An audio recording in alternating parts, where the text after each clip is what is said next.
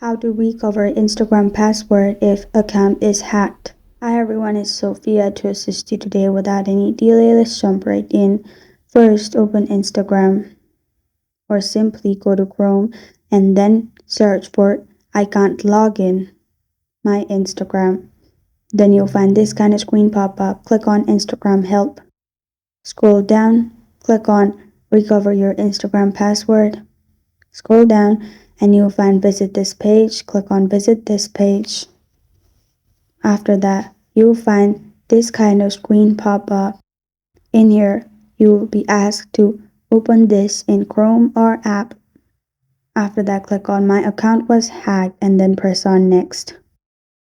Then add your username and then press on next.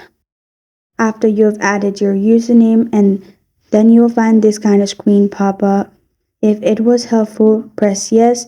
If no, simply click on no, and then you can report a problem. Instagram will get back to you directly. This is how to recover Instagram password.